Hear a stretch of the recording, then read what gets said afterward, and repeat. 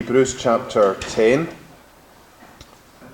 Hebrews chapter 10 and verse 24. Hebrews 10:24. Let us hold fast the profession of our faith without wavering, for he is faithful that promised. And let us consider one another to provoke unto love and to good works, and so on. I was once doing a series in Hebrews in my congregation in Scotland, and I began to see all these verses with this phrase in it, let us. So I actually ended up doing a series on the let us statements, and somebody in my congregation, I think, named it the lettuce series. So there wasn't much meat in it. But here's one of these lettuce texts, and just want to highlight 4 things in it. Let us consider one another. Well, it's easy to think about ourselves, isn't it? But here we're being asked to think about another, and it's not just think. It's the word consider is to think carefully, deeply, creatively, sympathetically about other people, and it's a consideration, as we'll see, that leads to action. And really, one of the ways I think we can do this is, why not devote a day, a whole day, to thinking about another Christian? We spend most of our days thinking about ourselves all day. What about a day when you say, well, I'm going to think about John Prosy all day? What kind of life John has, what he faces when he gets up in the morning, his challenges, his joys, what a day in the life of John Prosy looks like, or whoever. I'm not picking on John here. And consider responsibilities, consider burdens, consider problems, consider difficulties, consider disappointments. Really, that's what this verse is calling us to do. Maybe try to think of a different person every day for a week. Consider one another. And then, secondly, provoke one another. And 2 things were to provoke: love and good works. It's a consideration with a view to provocation. Now, again, we're good at provoking hatred and anger, but here we're being asked to provoke love.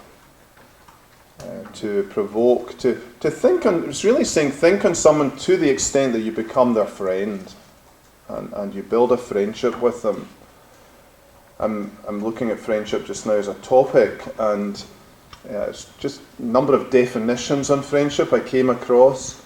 One who multiplies joys and divides griefs. One who understands our silence. A watch which beats true for all time and never runs down. The one I liked most was this one. A friend is the one who comes in when the whole world has gone out. So provoke unto love and to good works. Again, it's easy for us to make other people do bad things, but here it's provoke to good works. Then thirdly, meet one another. It says, not forsaking the assembling of ourselves together. And it's all linked. You cannot consider one another and provoke one another without meeting with one another. You're just not going to think about people if you're not meeting them. And you're not going to provoke them to love and good works if you're not with them. So this is all linked together. And he says there are some people who are doing this, or not doing this. They're not gathering together. And this is endangering people's faith. It's causing apostasy. And then fourthly, exhort one another. Spur each other on. Get alongside one another. Give energy and fuel to one another.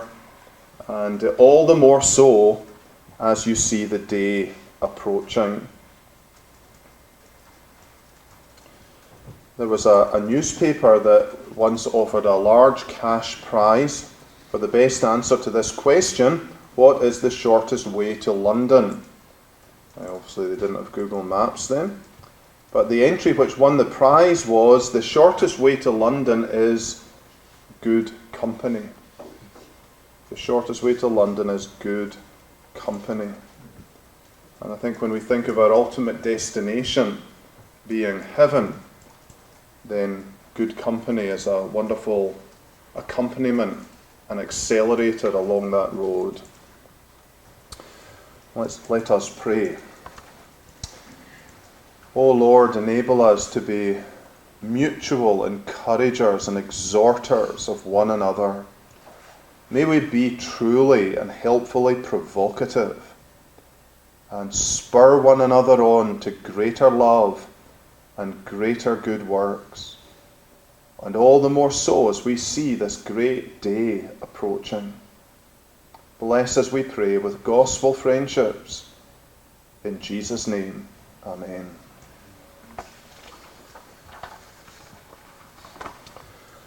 Right, we are in week 10, and we're in lecture 10. We're in week 10, are we? Is week 9 or 10? 10. 10, yes, week 10. And we're looking at now the model of leadership, the efficient administrator. One part of this course is about administration. So I want you to picture like a man with a file. And one of the questions we want to ask here really is, are you glorifying God in your administration? If somebody was to look at your study desk, would they glorify God? Would they understand who God was? Would they have a sense of the kind of impact God has upon our lives? That's the kind of questions that we'll be asking as we look at this whole area of admin, which of course is now not just paper but data. A lot of pastors seem to think the power of the gospel stops at their office door. And I want to show that there's really no area of life over which we can say to God, no entry. One of the websites I enjoy reading is Matt Perman's What's Best Next. I'll come back to the book he's written on that. And he argues that administration is part of the good works that we do to glorify God. So I'm here to provoke you, brethren, to good works by trying to make you better administrators. And I want to do so, first of all, by looking at the beauty of organisation, then the benefits of organisation, thirdly, the barriers to organisation, the blueprint for organisation, and the balance of organisation. First of all, the beauty of organisation. Why should I worry about administration? Why should I worry about organisation? I'm a minister of the gospel. Come on. Well, when we talk about beauty, we're usually thinking of something like an Apple Mac, or a mountain, or a lake, or something like that. But we're not usually thinking about administration, are we? The way we organise our files, our studies, our libraries. But I believe orderly administration is beautiful. And it's beautiful because, number one, it portrays the image of God, who put everything in its place and saw it was all good and perfect. Number two, because it obeys the mandate of God, which is to subdue and have dominion, to be in control of your environment. Number three, because it gives pleasure to God. Genesis 1:31, when God saw everything in its place, he took pleasure in it and delight, and he said, very good. And fourthly, because it reflects the nature of God, who is not a God of confusion, but a God of order. And sin, by way of contrast, is anomos, it's lawlessness, it's disorder, it's chaos. So the beauty of organisation, I want you to really try and get that from the scriptures, that this is something beautiful and therefore honouring to God. But secondly, the benefits of organisation. What are the benefits of being organised? Well, it is beneficial. It's not only beautiful, it's beneficial as well. I put in your notes there, available time increases because we spend less time looking for things. Matt Perman quotes, "To do, doing, done. Clutter sucks creativity and energy from your brain." I often found that in preparing sermons. If I was getting nowhere, I would just clean my study up. I'd sit back down at my desk and I'm away.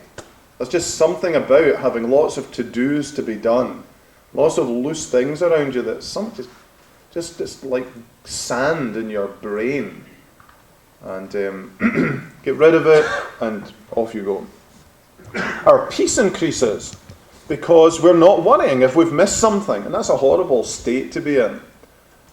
I've really tried with my own sons as they move from school into study and work to get them onto to-do lists. You're trying to get them into wonder list.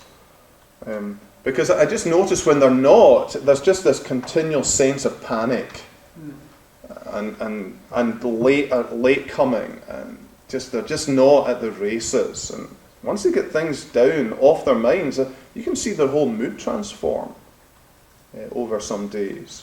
We enjoy our life and our work a lot more in that state. Also, the effectiveness of our witness increases. Because if we fail to answer emails, if we're so disorganized, we're not keeping appointments, we're late, that really damages our credibility. We lose people's confidence in us. So I really believe the cultural mandate begins where we are. It's in our offices, it's in our studies. And you might want to look up Matt Perman's blog. He has a series of blogs called How to Set Up Your Desk. He's made it into an ebook as well. You can get that on Amazon, but I think you can get the articles free online. How to Set Up Your Desk. And Matt used to be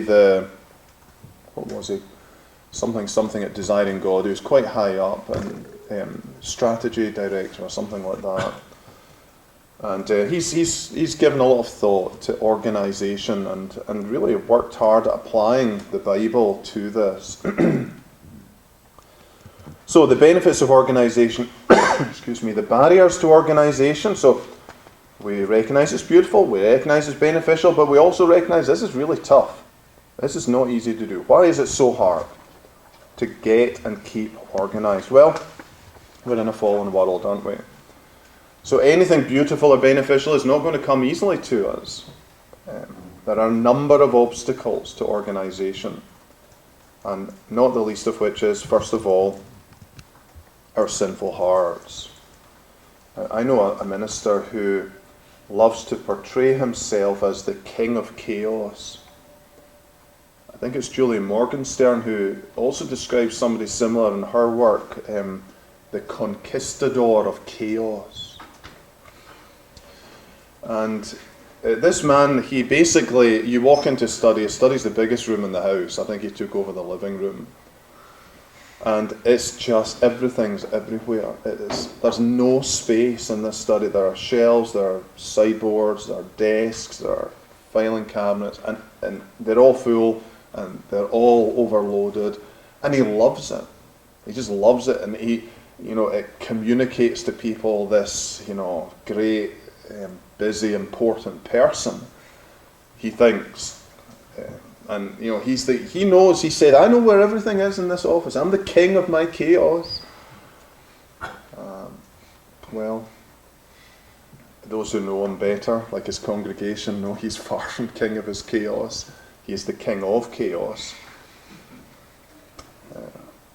And a lot of the reason for this is just the drudgery and the boredom of getting organised puts people off doing it.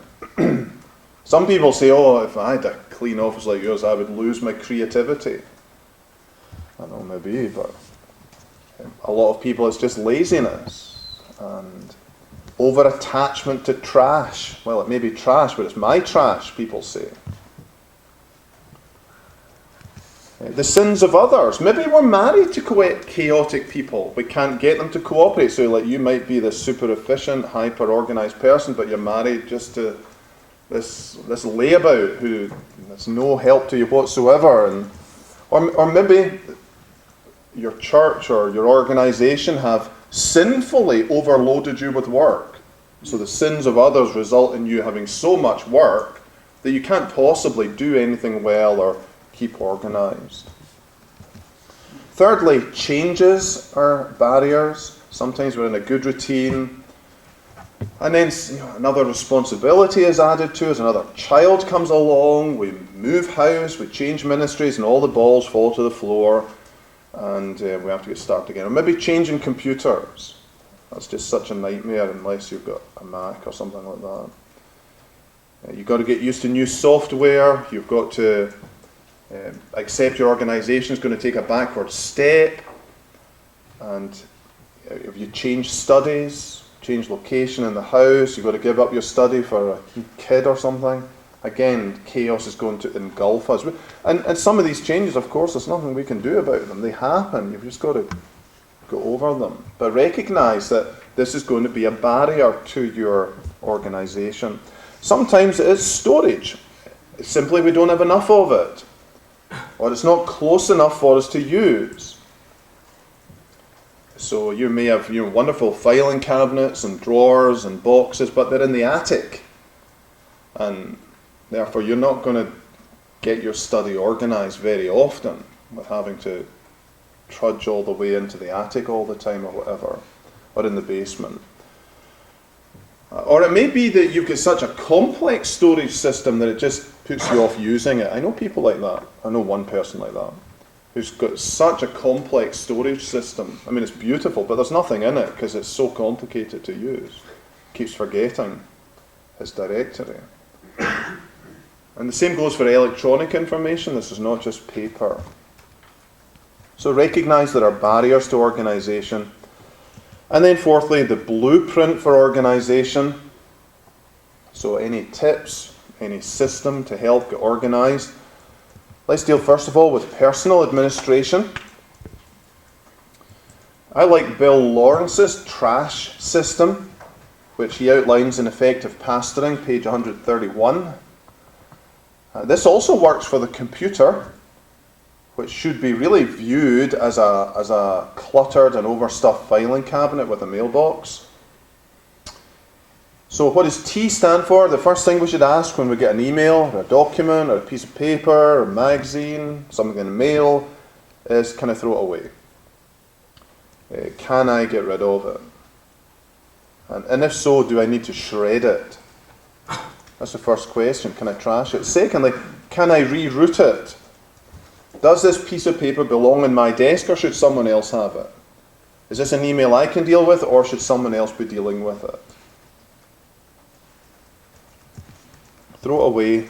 Secondly, reroute it. Thirdly, act on it. Okay, if I can't throw it away and I can't give it to someone else to do, can I, first of all, do it? Or put it on a to-do list? Or enter it in the diary to be done? Or, for example, do the accounts with it? Let me just go through these four options briefly under act on it. So do it means, well, just answer the email, make the phone call, order the book, or put it on the to-do list for today or this week or this month or in the diary for something to be done eventually. Ideally have your diary synced with your wife and family. Or enter this in your accounts, whatever, an expense or whatever. S, save it. Okay, it's not to be trashed, it's not to be rerouted, there's nothing to be done with it, but I do need to keep this. Therefore, where can I put it in a place I can easily retrieve it from? And it might again be a cabinet, a tray, a reading pile. It might be Evernote for documents and scanned images. Maybe Digo for websites. I'm going to come back to that in a minute. Dropbox for backup. Or can I halt this? So am I getting emails that every day or every week I just have to keep just stop the emails, or stop the trash coming in, junk mail or whatever. This often happens in churches. You end up on lists of different committees and stuff that you have no locus in. Just get that stopped, and it's not taking up your time or your thought. So trash is really applying mainly to paper, but I think it's also applicable to email. But let me add on a few extra suggestions for efficient emailing. I don't believe any of us should spend our day with our email turned on. I think you should turn it off. Turn off notifications as well on your phone. It's really a pretty ridiculous way to live when you think about it. To have that open all the time and interrupting you all the time. I think we'll look back on these years and just recognise the utter madness of the habits we get into. You might want to use filters to pre-sort incoming mail. So for example, say here I might have a filter that means all the faculty and staff emails go straight into my priority number 1 inbox. Congregation, maybe my elders and deacons I would have priority 1, others maybe priority 2 or whatever. And you get a lot of emails which are helpful and interesting and useful, but you don't need to be reading them in your inbox every day, and so you set up a filter system so that maybe once a week you go and read all the things you get from Family Research Centre or Creation Museum or whatever.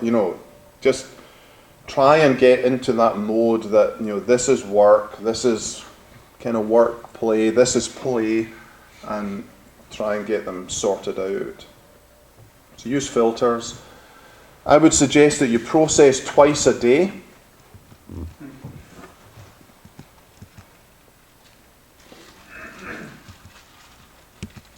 Process twice a day and slow down some responses. So a lot of people will do first thing in the morning, last thing in the afternoon before they go home.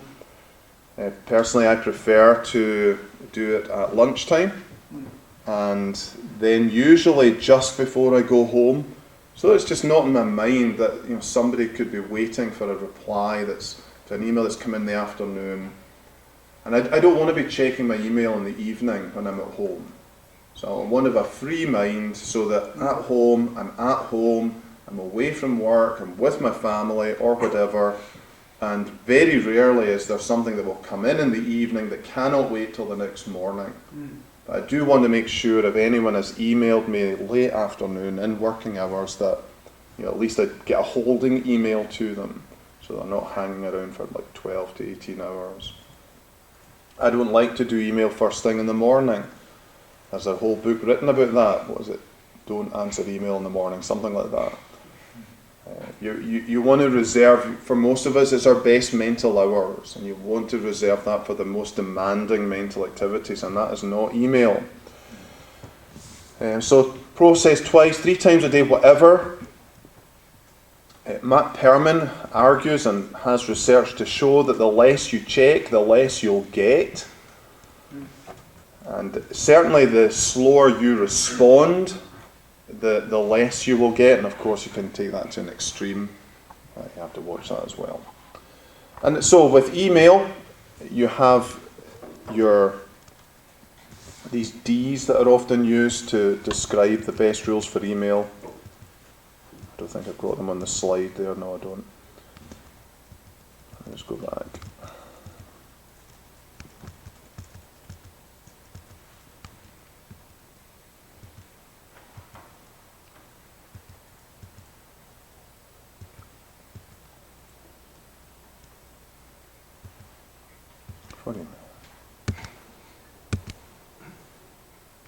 Use filter. Process twice a day.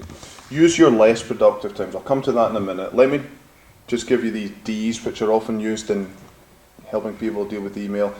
The first D is do. If you can answer the email in under 2 minutes, just get it done. Delegate. Is there somebody else that can answer this email for me or deal with this request? Is there someone I can send this to that can help with that problem? Thirdly, defer.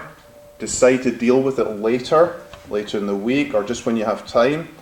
For example, myself, when I'm in a good routine, and I'm answering my email twice a day. I deal with the ones I can do very quickly, about 2 minutes maximum.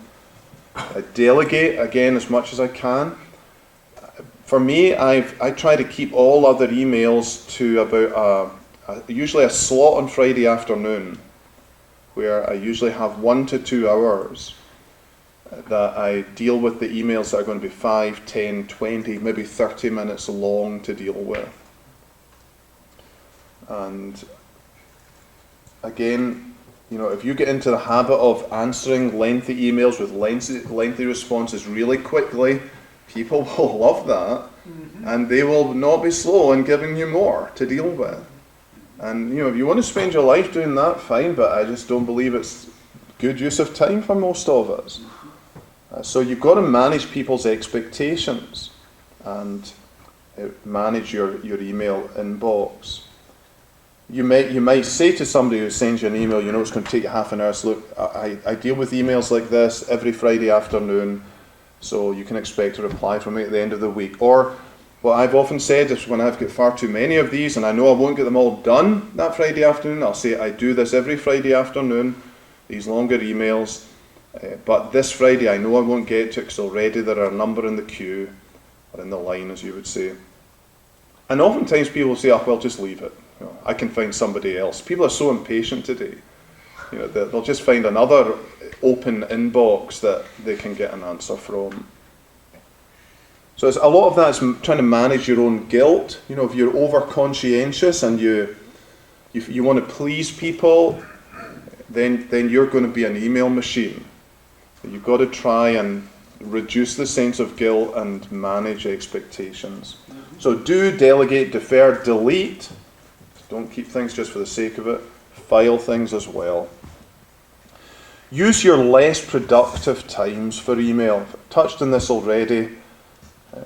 I know a lot of people who get a lot of email. They try and do it, when they're sitting, in between appointments or in between lectures. You get 15 minutes. You make a few emails done, rather than you're using your really top quality thinking time. Use your less. For me, it's mid-afternoon onwards. I really tank in terms of productivity and engagement. So again, I'm probably not such a good mood then as well, which means I'm probably not going to be trying to please people as much as well. And I can be a wee bit more abrupt and abrasive. So also another little trick for me is set yourself time targets when dealing with email. Again, I try to limit myself to 30 minutes, usually 15 in the morning, 15 at lunchtime, 15 last thing at night. Or if I don't do it at lunchtime, and I'll only do it at lunchtime if I think it's really important, there are important ones to answer urgently. So I do it last thing before I go home at night. And that really makes me focus because I know I want to be out that door at 5, 5:30, whatever. I've got this time, it's got to be done. It's amazing how much shorter your emails can be when you're forced into it. Learn how to type fast. If you can half your email time by learning how to type better, that's a ton of time you've saved every week. I make periodic attempts to learn how to touch type. I've got my own sort of, pathetic method that's full of inconsistency, probably like many of you, but I just wish I'd learned this when I was younger. And I just, over the years, the amount of time I could have saved is just phenomenal. Keep answers to a minimum. By that I mean short, one-sentence replies if possible. I don't think, again, maybe it's not a problem for some of you guys are a bit younger than me, but my generation, we were letter writers. It was all dear and, hope you're all well and regards to the family and, you have verse at the bottom and, by the time you're done. But it's email, I don't think anybody expects that. It's just, get to the point, one sentence, it's very functional, it's not so personal. I don't think people expect anything really. Although, remember, the age of the person is more like me, you might want to. Number your points to improve chances of direct answer. So when you're writing an email to somebody and you've got a number of questions or a few questions, you should number these. It makes it so much easier for the person to get to the point And again, you're training people as well to email you in a similar manner. You're much more likely to get answers when you have tight, numbered questions, rather than when you're writing an essay. Spell check, yeah, please do that. Just about credibility here as well. And one of the great things about Gmail, which we're not allowed to use here anymore at the seminary, we've had to go off it, is it gave you that, can I have that email back, please? When you click send, and you've got 20, 30 seconds to cancel, undo, and it'll suck it back out of the internet for you. I don't have that anymore, but I think it's a wonderful feature. It's saved my skin many's a day when I've just seen what I've sent, copied and pasted something just completely ridiculous or whatever. So email. Again, you want a system that you carry around with you that will help you get things off your mind. I used to, again, this before the days of smartphones, I used to carry 5 index cards with me, the little 3x5 things, just stick them in the pocket. And they had the following subject areas. I carried them wherever I went, when I went to church, when I went to visit, or whatever. And the first list was people to visit. So I'm at church, I see a need, I hear of a need, it just goes on that list. People to visit. I'm not carrying it in my head, I'm not relying on myself to remember that, even between going from church to home. Another list had questions to ask, delegated tasks, and follow-ups. So if I thought to myself during the week, I've got to ask, Joe Smith to make sure this is done, or I've got to ask how that lady's cousin's daughter's dog is, or whatever. This would go on that card. Or if I was out visiting and I heard about something, I thought, I should follow up with a question about that in a few weeks just to see how it went. Or if you're standing at the church door, you're shaking hands, somebody says something to you that is important, you think, how am I ever going to remember that when there's another 100 people about to pass? I would usually just stop, you just wait there a minute, pull out the card, write one word that would jog my memory, and then off you go again. My third card was notices and announcements, so things that should go into bulletins or be announced from the pulpit for the church. Another card was sermon ideas that I was picking up throughout listening to sermons in the car, or things I was reading in my own Bible, or good books, whatever, conversations with people. And I had a to-do list, one for that day, one for the week, and each day I'm trying to complete each day's, and a couple from the week category. So I've got 10 weekly tasks, I'm trying to do 2 a day. Now, we don't need cards anymore. We've all got different electronic admin systems, but you need some kind of system, whether it's paper or a smartphone or a dictaphone some ministers use, that has a way of keeping things organised out of your own mind, and that will release your mind and enable you to feel at peace that you're in control and that you are organised. Then church administration, that's looking at personal administration, church administration. I hope you'll all end up at churches with good deacons who will have the administration up and running smoothly. However, it's possible one of you might plant a church. Really, you don't have anything to start with. Or you go to a church where things are a mess, or there's little organisation. So you've got to start from scratch. So let me give you a few areas that you need to think about. One is purchases. This is so important. A lot of ministers go wrong here. It's really about the management of money, so that your congregation knows that money being spent is being accounted for, receipts are being provided. And of course, oftentimes it's not going to be just yourself who is buying things for the church. You've got your church officer or custodian, you've got your secretary, you might have youth clubs buying refreshments or whatever. You need some way of making sure that every purchase has a receipt or an order book thing with it that goes to the treasurer. There has to be designated payees. You can't have everyone in the church buying stuff for the church and then expecting reimbursement. You have to have limits and levels of approval. So you might say to the youth club leader, look, anything up to $100 a month, you just buy. Anything above that, you've got to run past Deacon A or the deacons. Same with the secretary. And just get some kind of centralised system so that bills are not coming in, the treasurer's going, where did this come from? Who bought this? Was this approved? So you really need to get that tight. Another area is building use.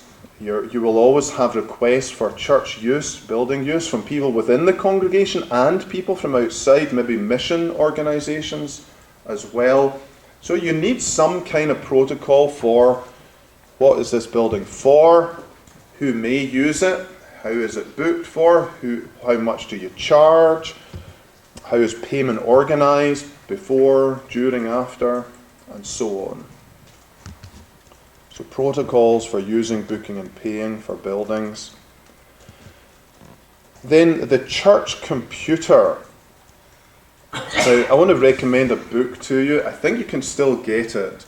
It's called Leadership Handbook of Management and Administration. Leadership Handbook of Management and Administration. It's written mainly by Christians, and it's written for churches. And it covers a ton, it's a really thick book, it covers a ton of detail on how to conduct administration in a church. It's a really excellent book. A lot of it is probably geared a wee bit more to broad evangelical, maybe even mega church, sort of multiple staff churches. But there's a ton of really useful stuff in it. And one of them is this chapter on managing the church computer system. And maybe you don't have one, but most churches have something. And many of them will have things like membership records. So you've got to make sure you're complying with data protection laws. Are you allowed to hold this information on computers? Do people have to give permission for it? If people want to see what you've got on them, are you obliged to give that? And what are you obliged to give? And so on. It varies country to country, even state to state. Mailing lists, ideally, you want to have an email list. And a very useful one is MailChimp, MailChimp, which as long as it's under, I think it's 500, is free. And so you can set up a system whereby, like we have one here, if there's a tornado warning on a Sunday afternoon, our secretary just hits that email list and it goes out to everybody. Mm-hmm. So some kind of email list to keep people informed, not just for emergencies. Accounting procedures. Okay, how are you going to organise the counting of the money, the storage of the money, the security of the money, the payment of bills? Again, hopefully you've got this set up when you go there, but you can never be sure. Most churches are not the most efficient centres of administration. There's always room for improvement. Correspondence. Okay, churches get letters. They get a ton of letters, actually. Surprising. Who's responsible for it? For dealing with it or delegating it?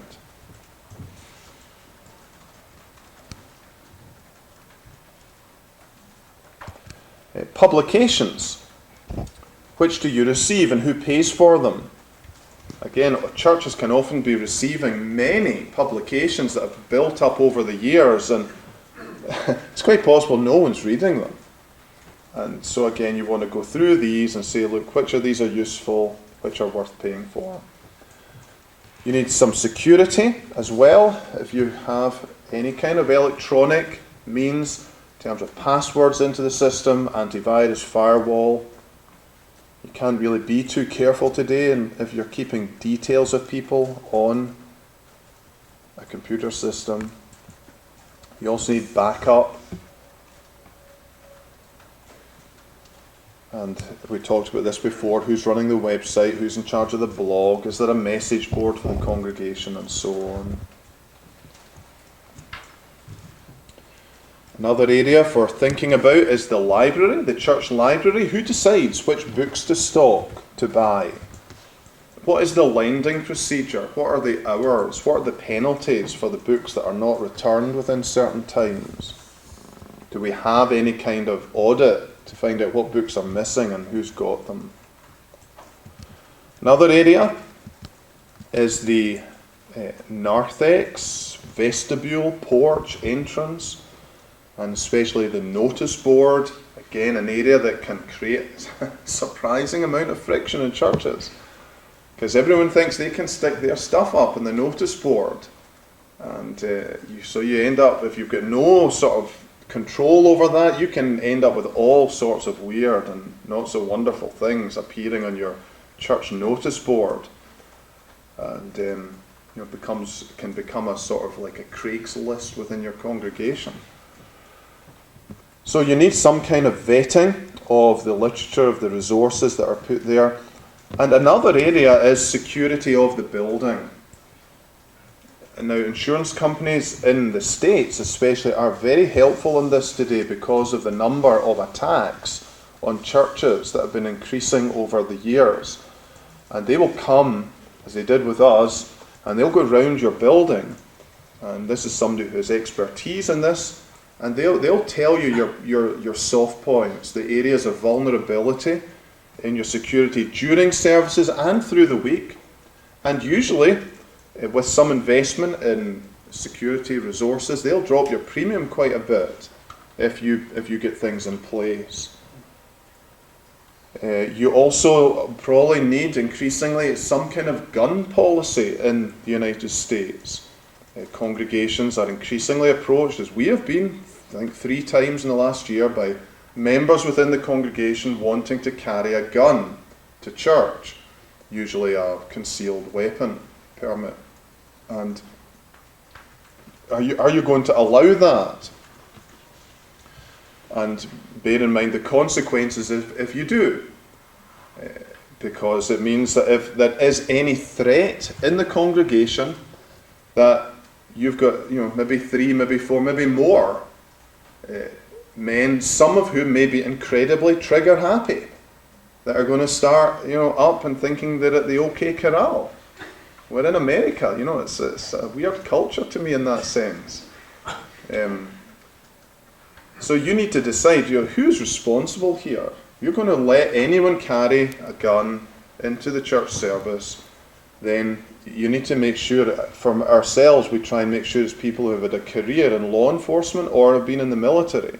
So people you can really rely on to react responsibly and wisely, and that aren't themselves a huge threat to the congregation by their trigger happiness. Things we just don't need to worry about in the UK. We're just all going to be shot anyway when they come in. So it's sad you have to think about these things, but it is. This is churches are.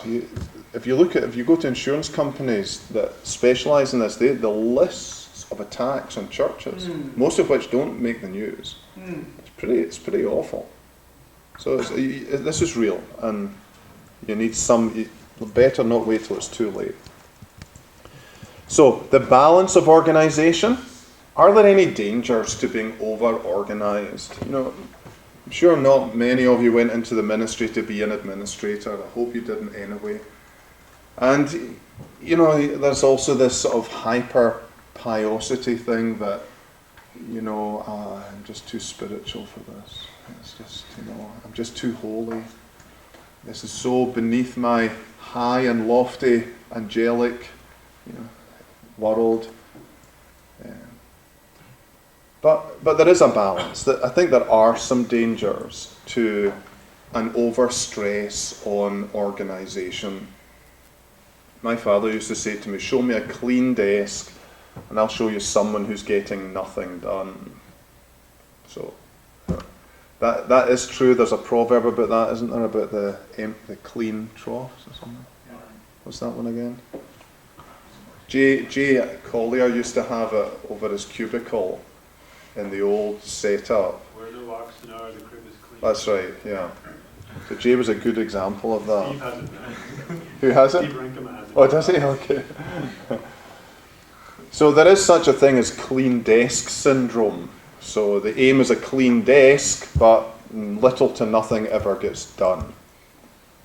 So there's a degree of mess that's required to be productive, isn't there, in this world? So I like to think of 3 degrees or 3 stages of organisation. And the first is day to day. And there I'm aiming to have my study office like about 50% tidy at the end of each working day. I'm not going to spend, half an hour at the end of every working day putting everything back in the same place, only to pull it out the next day to continue work on certain subjects. I'm not going to do that. And so, if my study was totally tidy on Monday, then on Tuesday I'm willing to accept a degree of degradation in the environment. So there's day to day. Then I think of week to week tidy. Now I'm looking for 90%. So at the end of every week, I usually do a Saturday. I want to tidy up most of what's been left at the end of a week's work. All the detritus that's lying there, coffee mugs and whatnot. But again, I'm not aiming for total pristine as if no one's ever lived in this place. Again, there are projects and things that are ongoing. And I'm not going to dust my desk and clean the windows and get in the lights and whatnot. I'm going to leave some of that week on week. But say, thirdly, monthly, I want really to get everything back to a pristine condition, or else things start living in your rugs and desks and whatnot. So, you want to do the full clean, get your wife in probably for help, show you what clean actually means. And in case you think I've got a really bad case of OCD, here's a daily stat email. It's done. On messy desks from the Harvard Business Review. I think I put it in your notes. A recent study interviewed human resources managers at a number of different companies, asking them how neatness of an employee's desk affects their perception of that person's professionalism. 65% said it somewhat affects it, while 18% said it greatly affects it, with only 17% saying it has no effect. It isn't exactly fair, but it's something to think about when you're staring at your tornado of an office. You might want to tidy it up, if only to improve your reputation with your superiors. So I'm just waiting for a new ministry called something like desk evangelism or something like that. Let me show you a few things before we leave this subject. Just some online resources for you.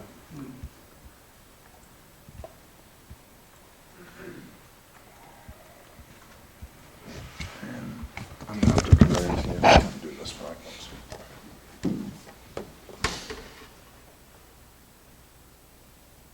Okay, here's a neat little video on taking notes at a meeting. Get that going.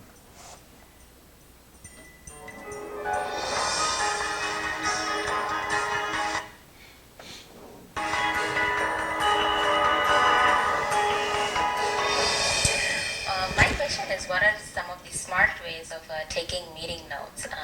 Your good suggestions would be wonderful. Hi, Suhasini.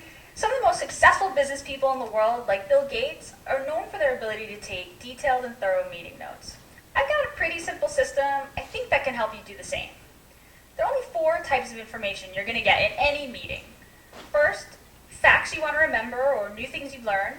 Second, questions you want to ask after the meeting or follow up during Q&A time. Third, tasks assigned to you. And finally, tasks assigned to other people. One way to organize your notes is to split your page into quadrants and write different types of information into each section. If you categorize your notes this way while you're in the conference room, they'll be a lot easier to scan when you review them later on. Or you can jot your notes as usual and put symbols in the left margin to indicate what's what. For example, Next to an important fact, put an asterisk. Next to a question, put a question mark in the left margin. Draw a checkbox next to to-dos, or put an arrow next to things assigned to someone else. I asked my friend Brad Isaac from PersistenceUnlimited.com for his best tip for taking great meeting notes. Here's what he said. So what I like to do is I take my pad and I turn it like this and I create a quick mind map. And what a mind map is, it doesn't have to be complex. It's just you take your main point of the lecture, you put it in the center of the page, and draw a circle around it, draw a square, it doesn't matter, have fun. Write out a little branch and do your subtopics. Branch, subtopic 1, subtopic 2. And these are little one-word subtopics. That way you can pay attention to the lecture as well as get your notes down quick and efficiently, and they'll make logical sense when you're complete. Check out the Poplet mind map you saw in this video at fastcompany.com/worksmart. If you've got to indicate what's what, for example, next to an important fact, the quadrants, and write different types of information into each section. I found that very helpful, that there. I don't know if you all got it down okay. When I've done that in meetings, it certainly helped me afterwards in terms of follow-up and accountability for everybody else as well. It's so easy just to have meetings and make decisions, and then you come together a month later and say, did anyone actually do anything? You know?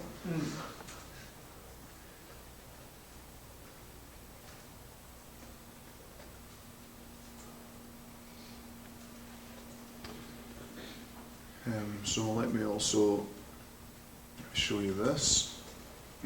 Charlie's has been running a series, How to Get Things Done. Let me just, this is really good. It's actually very detailed. So I think it goes in reverse order. So this is like his first one, then his second, then his third, then his fourth. So if you go into his search box up there and write in how to get things done, or click on productivity, that, I think, was it yesterday or today, he's got that tag in one of his topics, and it'll bring up this list. And this is really good. He's still going at it. There's more to come. I think you'll find you'll never copy him. I never find I like exactly copy anyone else's system, but you always get really good hints and tips. And Tim is one of these hyper efficient guys who gets a remarkable amount done, so you can certainly learn a lot from him. Here's my little attempt at this. I was doing it mainly for high school students going to college, but just putting together a list of new student tips. So Dropbox, that's organizing your files. Wunderlist, organizing your to-dos. Evernote, organizing your paper and files that you want to keep in storage. I find that's just the most fantastic program. I really love it. I'm still not using it to its full potential. Diigo is organizing your website so that you keep a record of useful websites for future reference, so you're not kind of scratching your head, oh, where is that again? And it actually begins to be like a personal Google. You can follow me on Diigo, as far as I know, if I recall the last time I looked. If you follow me on Diigo, you basically have access to all the things I've Diigoed over the last 5 years. And that means, if I go into Diigo and type in administration, any article I've read in administration over the last 5 years is in there. And it's sort of, if you typed in administration to Google, what would you get? You have 20 million answers and you don't know if any of them are any good. Whereas this, you over years, you're building up your own database that you know these are useful articles. And it's very helpful when you come to, say you're preaching on, I don't know, the atonement or justification. You've been reading good Christian blogs and you just tag each article as it comes in. It's amazing what help you can get for sermons. Phil? Have you ever found that the page that you Diigoed disappears? Yep. Does Yeah. that happen frequently? No, not too often, no. And you can actually go to premium on Diigo, which I think is $9 a month or something like that. And that will cache all the pages, so even if they disappear, you still get them. LastPass is what I use to manage my passwords, which again is a tremendous tool. It's free, and you can use it to share passwords as well, so that you give your wife access to your bank account or whatever. This is so useful. It means if you go to, like if I go to Diigo or go to Dropbox, it automatically fills in the passwords. I don't need to remember them all or carry them around a piece of paper, which of course is so dangerous. And it's got a master password as well.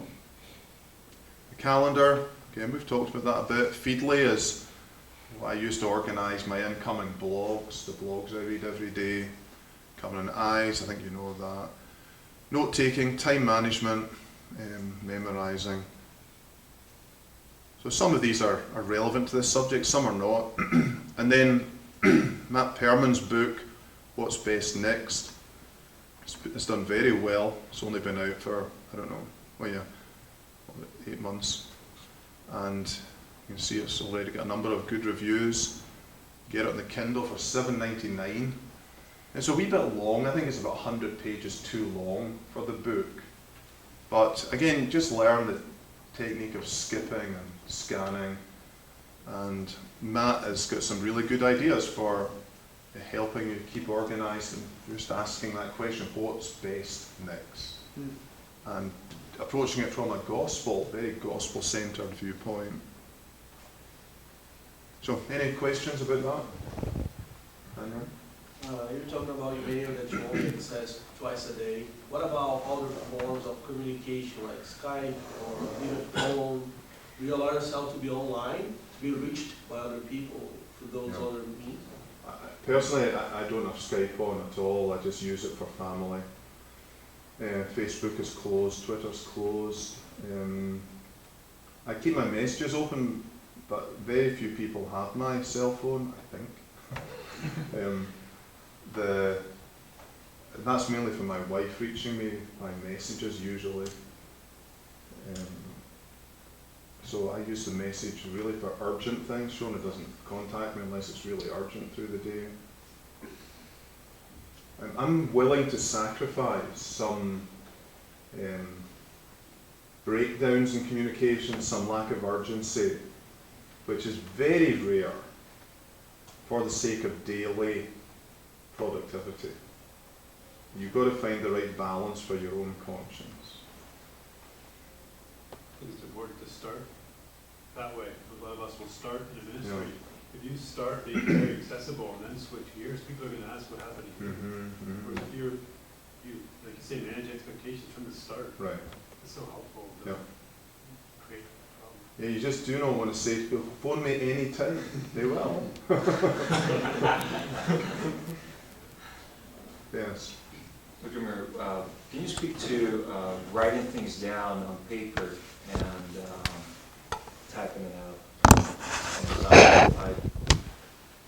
Yeah, but I've heard some people speak to that, and in Al Mohler's book, that 25 things on management, he does speak about that. He says that he just touches upon it. He says it's better for him to write it down on paper and just That's true. I think for most people that is true. I think research shows it's true. I'm skeptical whether that's true for the younger generation. I think it's true for those who were brought up with paper and pen, and that's what we were used to. And maybe it's still less true, but true for the younger generation as well. But you've got to also think of storage, retrieval, archiving. So you get some benefit in terms of, I think, probably easier to immediately remember what you've actually written rather than typed. But in terms of keeping stuff organised, he's got a stack of people working for him, probably keeping everything in order for him. Most of us don't. Have you ever come across some book that addressed this? like, talked about the validity of writing things actually. I've read some blog posts on it, yeah, I could probably try and find these. I'm really interested in it because I heard also MacArthur spoke about that. Yeah, again, an older man, you know, Right, yeah. and you've got to ask what is preference and what is actual science. The good thing about Evernote is you can actually write down and scan in. In fact, I'm not quite sure how this works, but there's a Moleskine notebook you can get for Evernote that somehow or other, I'm not quite sure how it works, but anything you write in the Moleskine ends up in Evernote as well. I don't know. I don't think there's a scanning step there. I have never looked at it, but The pen is the. is that a pen? Okay, It's a okay. scanner as well. I've used something. But even if, I mean, I've scanned in many notes to Evernote that I wrote out, especially in the past, and Evernote will recognise writing to some extent, depending on your writing, but it's pretty good. For searching, you're searching for, say, total depravity, and you've got ancient college notes on it, whatever, you could probably pull them out for you. What would you say about someone who's using some new technology to record his thoughts in sermon preps, for example? He doesn't want to write it down. He's got a program and he just, Yeah. speaks and, writes it down for him. Oh, right, oh yeah, I've tried these programs, they don't like Scottish accents. I wouldn't think they would like yours either. Although I think you're more American than me. It does really well for American accents, amazing accuracy. Al Martin does almost everything now using Dragon Dictate or whatever it's called. I'm just wondering, aren't we becoming a little bit lazy with all that? Like, our brains have to work less and less. Yeah, lazy, efficient, for somebody like Al Martin. Yeah, for him, yes. He can't sit at his desk for long periods or anything like that. Right. I think it's actually, for a lot of us, harder to use. I would Head find that hard. head to mouth. Yeah, For me, my hands are on the keyboard, it's head to finger. you're right. Yeah, I've tried using Dragon. I yeah, have it right now, I'm trying to train myself to use it. yeah. And I'm finding head to mouth. Mhm. Pastor Martin did it all his life, Mm. spoken to tapes. Yeah, that's right. commentaries, and Yeah. He's programmed that way. Yeah. It's very difficult for us who have grown up head to fingers. Yeah. I'm finding a Yeah, huge. because we're so used to editing continually what we're writing. Let's have a break, shall we? Come back.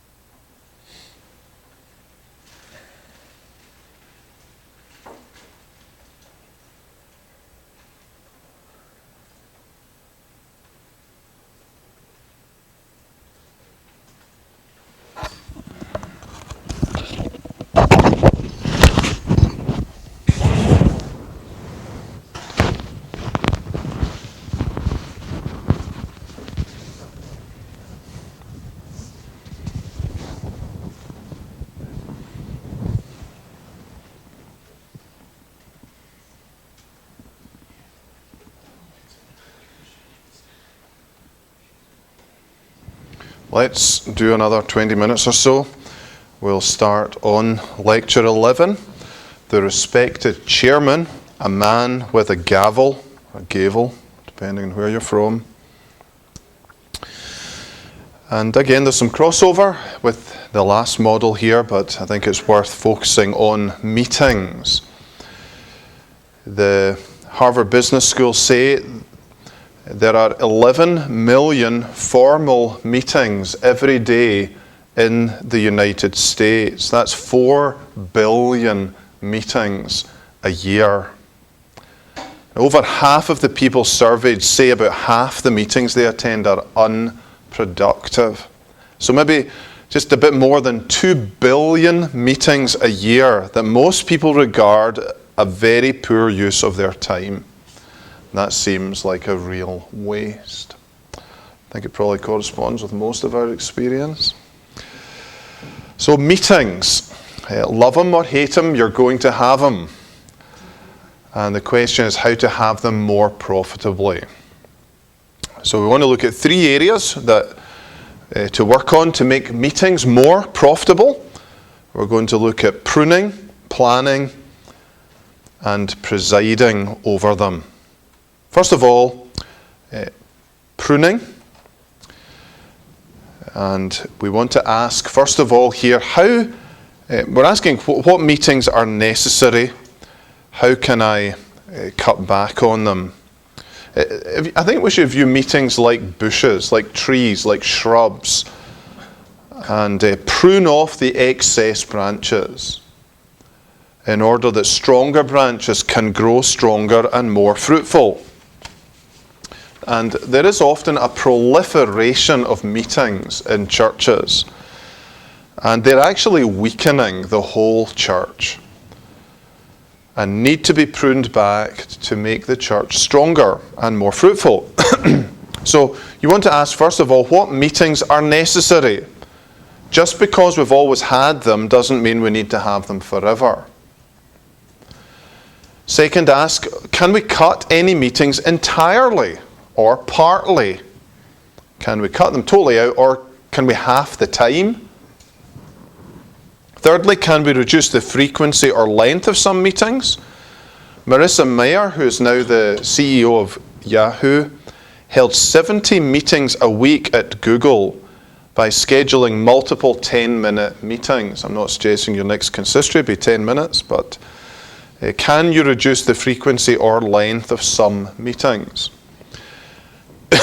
Can we combine with other meetings? So sometimes, for example, in our church, instead of having the elders meeting one night and the consistory meeting another night, we'll pull the elders meeting forward to about 6, have a sandwich from Jimmy John's during the elders meeting, and then the consistory meeting afterwards. So instead of men losing 2 nights every month, they lose. I shouldn't speak in these terms, but you know what I mean. They lose 1 night a month. Can the same be achieved by a phone conference or a Skype call? Sorry, I've missed out 2 there. Can we combine with other meetings? Can we reduce the number of people attending meetings? So you're always wanting to ask, does everybody here need to be here? Can this be done with less people? But in our crusade to prune meetings, we must avoid the temptation of viewing all meetings as necessary evils. They are an essential part of ministry, of all ministry, whether you're in a church or a seminary or whatever. In fact, they do provide ministry opportunities. You can minister to one another in meetings. They're certainly sanctifying opportunities. Hopefully not backsliding opportunities. So, prune them. Secondly, plan them. So you've decided what meetings you're going to have. You've decided when they're going to be and how long. You've decided how many people are going to be there. But you still have to plan for them, and you'll either do this yourself or ideally get a clerk or a secretary to do it or do it with you. And the first thing you have to plan is the place. So if it's a small group and if it's informal, then maybe meet over lunch. Kill 2 birds with 1 stone, as it were. If it's a larger group, obviously you can't do that. You need a larger space. You need a quieter space. Are you going to be distributing papers and reports? If so, then ideally you want it around a table with a place for these to be distributed and read and held. If it's discussing confidential matters, maybe a church discipline case or something like that, you want to ensure that the timing and the location will protect all parties. If it's more of a conversational, fellowship type of meeting, again, the less formal setting is more appropriate. A lounge, a living room, something like that. So plan the place depending on the type of meeting. Secondly, plan the agenda. That involves, first of all, reviewing the previous minutes of any meeting. And as you do so, you will build a running checklist of issues, of recurring events, of diary events to see what's relevant for this meeting. So if you're running an elders meeting, for example, somebody should have a sort of diary for that. So that, say, like in our case, we have a preaching review every quarter where the elders review the preaching of the ministers of the word, so that every quarter that's done. Or if there are other things that occur very regularly in your church's life that need reports or whatever, you should certainly be scheduling that the different ministries be reporting to your elders every year. Ideally not all at the same time, because then hardly any time is given to them. But if there are 12 ministries, groups, youth groups, whatever, that maybe you do one a month, give appropriate time to them. You want to give participants the opportunity to add items to the agenda. So one of the first things you do when you arrive at a meeting is agree the agenda and then say, is there anything else to be added on? There may be important things that are not on the agenda that people want added, and if you don't get that in up front and you just wait till the end, okay, anyone get anything else, and somebody drops a bomb in your meeting, either you've run out of time or it's going to be dealt with in a very cursory manner. If you know in general what your agenda is going to be, then that really helps you. Time matters, and leave time for important issues. And somebody like Henk Klein is very good at this. So for example, we have faculty and staff meetings next Monday afternoon. So this morning he sends out an email to everybody, anything for the agenda. And so he will have that up and running for us for Monday. And then the sending out the agenda in plenty of time, together with any relevant documents. For example, that one on Monday. You're not wanting to wait till Monday, ideally, to send out any reports or documents that need to be read for decisions. State beginning and end time on the agenda. I think that's very important. First of all, that you start on time, and always start on time, no matter who is there or not, so that everybody gets the message. We're starting. We're not waiting for latecomers. But an end time is also important so that people don't drag things out, or people don't get resentful that the meeting's going on until 9:30 or whatever, when you've actually stated it in the agenda. Although something I think is worth trying to do as you get a feel for things going along is you set some target times throughout the agenda. So if you see, well, really we have to have completed this half by 8 p.m, then you put that beside that marker, that agenda point. Or, you want to say, well, this is a big issue. We need to leave 30 minutes for this. You should request apologies from people for planned absences. I think it's very important that we know who's going to be there or who is not. Again, that can affect whether we take up certain issues.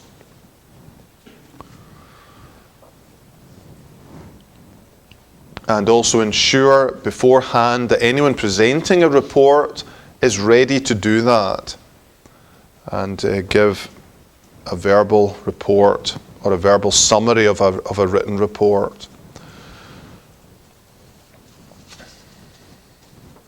So you want to prune meetings, you want to plan meetings, but then presiding over them. What about conducting meetings? Well, again, first of all, just be prepared yourself. If you're the chairperson, get well organised beforehand. Don't leave it to the last minute. Read all the relevant documentation so you're not left floundering when people are discussing reports. Get to the meeting in good time, not at the last minute. Get everything set up, ready for a prompt start. Be prepared. Secondly, pray and read the Bible. Don't skip this. Don't skimp on it either, but don't prolong it. Don't read a long chapter and then have a long devotional and then a long prayer. You know, we have occasions for Bible study and prayer and discussion in our church's life. This isn't the time or the place for that.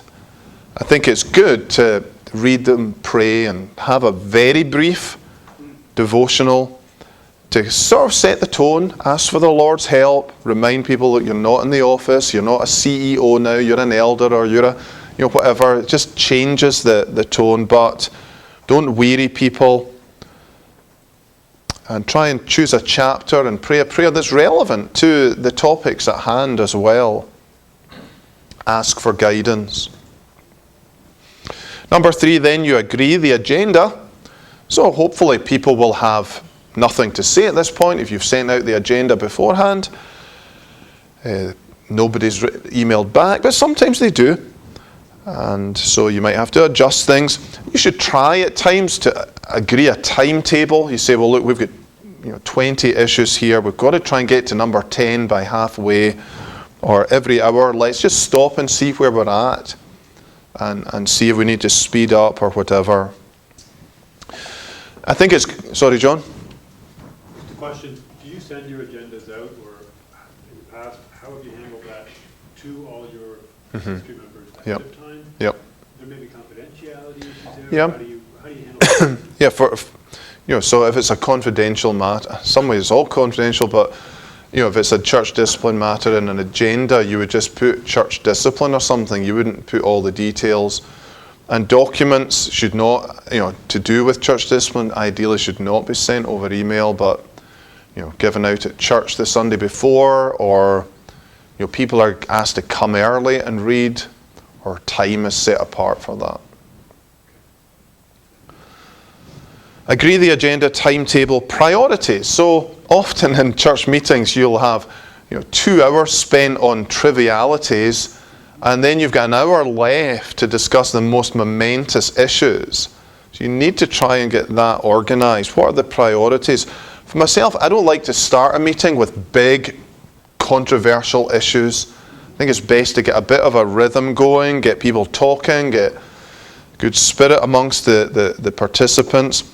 So not start with them, but don't leave them to the end either, where people are either weary or they just want to get home and they're not going to give it sufficient time and attention. And again, a lot will depend on your context. In our context here, at the end of meetings, usually there's a section that's called customary questions or any other competent business.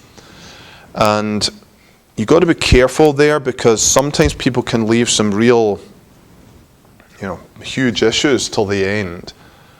And so you might want to ask, does anyone have any big issues that is going to come in at the end? So that, again, just leave sufficient time for that.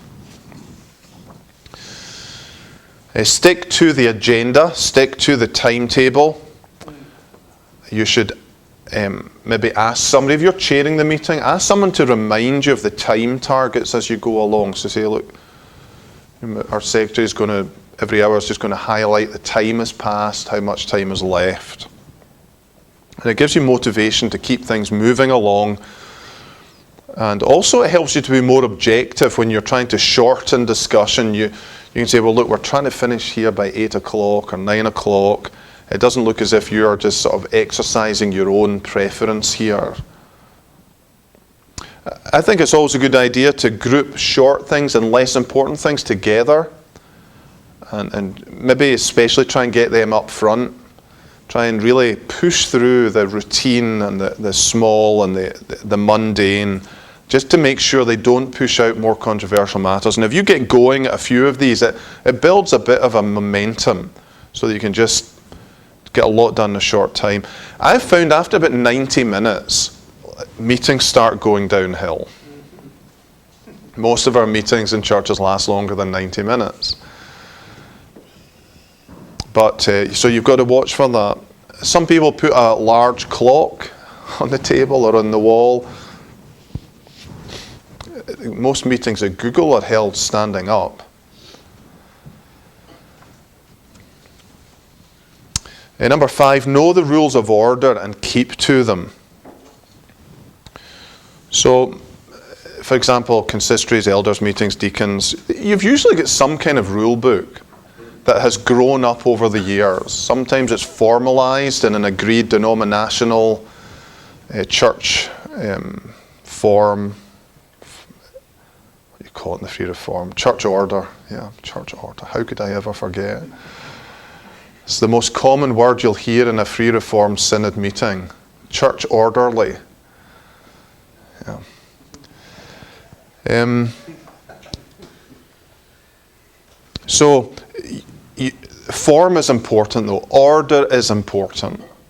And especially if it's been agreed upon, that you stick to that. It's usually with good reason this stuff has developed. It's not just, somebody's thought it up and it's of no practical importance. Usually there's a very good reason for it. Usually it involves the following steps for introducing items to business. There's a proposal. So a person explains the issue and his opinion and presents a motion. So there's a proposal of a motion. Then there's a seconder. Someone else seconds the motion. Maybe permitted a short time to add a few words. Then there are times for questions, where the proposer accepts questions, tries to answer them, or negotiates amendments to what he's proposed. And then the proposer reads out his motion, and usually the chairman will invite a counter motion that follows the same pattern: a proposer, a seconder, questions. Once motions have been made, you should invite discussion from everyone else with time limits on speeches. And then if there are still 2 motions on the table and you haven't been able to come to a consensus, then you need a vote. Usually by hand, unless it's a very controversial matter or private matter, sensitive matter, then you have a card vote. If there are more than 2 motions, then you place the most similar ones together against one another until you're down to 2 motions. And once the vote has been taken, in a lot of churches there will be an opportunity for you to record a dissent. I've actually never seen that happen. Does that happen, John, here? It's like if you feel in conscience you just cannot agree with this, it's a way of sort of protesting it. No. Right, probably you will. Well, we had this in Scotland for sure. And you'd only do it in really exceptional matters. You didn't do it every time you lost a vote or if your motion didn't carry. It was really a way of clearing your conscience. In most cases, okay, I lost the vote, the body has spoken, it's the mind of Christ, I'm probably wrong here, and you move on. But in some cases, you'll feel very strongly, this is so wrong, it's against the word of God or whatever, and so you want some record on kept. Hey, Murray did not agree to this, or whoever recorded a dissent. And usually there's some process of review. So, for example, if a consistory takes a decision and a member doesn't like it, or an elder, that can be taken to the synod and it's reviewed, and then a further decision is taken. Obviously, we're not talking about independent situations at the moment. Everything's true up to review in independent situations. So, all I'm saying is, you'll find different variations of this. Slight adjustments as to what comes first, when questions are taken, when discussion is given. But whatever, get to know the rules, and especially if you're chairing. And it's a strange thing, when you're called to a church and you become the pastor, you're almost always asked to chair these meetings, and you don't know what these meetings are like, you don't know how people behave in meetings. If you can avoid it, it's the ideal if you can just sit there for a year or two while another elder or whatever presides over the meeting. You'll learn the procedures, and you'll learn the characters of people as well in the meetings. Let me do one more here. Read the meeting. I've kind of just touched on that here. So you're trying to look for negative and positive signs in the course of a meeting. You're looking for changes of tone of voice in people, facial expressions, body language, and you'll notice there are people that kind of rub against one another, that cause sparks to fly, and you'll be able to anticipate that hopefully, and hopefully avoid it, take the heat out of situations before it gets too hot. So watch out for these sort of personality clashes. This might sound really strange, but I find humour quite useful in church meetings. I mean, you're not trying to be a comedian, and these are serious matters, but just a little bit of humour here and there can just serve to deflate some building tension and remind one another we're all human, and this isn't the end of the world sort of thing. I could go on and finish this, but there's too much. I'll finish this next week. I've got quite a number of points here. Any questions on meetings so far? You ever encountered people who before the meeting are on the phone and manipulate you Yeah. and you get there and it's already been... I know, it's awful. How do you do it? I think first of all you've got to be sure that's happening, right? So you need some fairly good evidence. You can't just act on a suspicion. But I think if there's some evidence of it, you have to address it. And I think it's best done privately, first of all. That you come to them with your concerns that things are being prejudged before other sides have been heard. I think you can put it that way. It's just not fair to be coming already sort of with your minds made up about things. You've got to be that's the next point here, the importance of listening in meetings. Many's a time I've gone to meetings with what I think I'm going to decide, and then you hear the other side and you realise, well, I completely misjudged that. So I think just in terms of pleading with people for justice and fairness and equity. But yeah, there are politicians in every church who like to control and manage, who don't trust the body to come to the right decisions. It's a horrible thing. You've got to watch clerks especially for that. They are some of it's always a temptation for a clerk. Knowledge is power. So they tend to know more than anyone else, and they're familiar with procedure and law books, and they can run rings around people, and they're often people who are approached by others in the court or in the group with suggestions, helpful suggestions as to how things should be done. And Is it clerks or clerks? clerk, secretaries, whatever. Yeah. Phil. How do you move along a meeting that is kind of, especially a small informal meeting, that Right. has come down to just conversation? How do you do that tactfully? Or do you not do it tactfully? It depends on your character, Phil. I'm not very tactful in these situations. I just hate time wasting.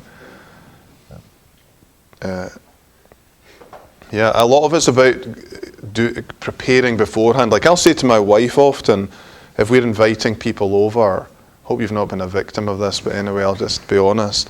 I say, don't just say come at 7. Say it's from 7 till 9. So that we're not sitting there at 10. Because oftentimes the people themselves want to go and they're afraid to say let's go. We want them to go. We're afraid to say let's go. But if you want, if you set an expectation beforehand, then I think it helps a lot, especially with informal meetings. Say, well, yeah, we've got an hour, so Let's go.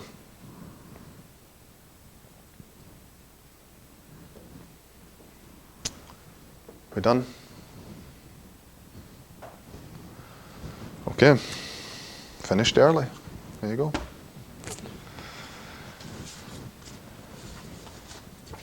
I hope you all got your time management in on time. Is that this class? Yeah. Yeah. Hope to mark them in the next few days. Do you want to lead us in prayer? Almighty God, our Father in heaven, we thank you for even this lesson this afternoon too. May you teach us when we have to chair meetings to be good chairmen, that we may give proper time and discussion to it, that matters do not be decided hastily, but that we will seek your will also in all things. Dear Lord, may you guide us through the rest of this day and keep us far away from sin and keep sin away from us, that we may walk in obedience before you. Pray this in Jesus' name. Amen. Amen.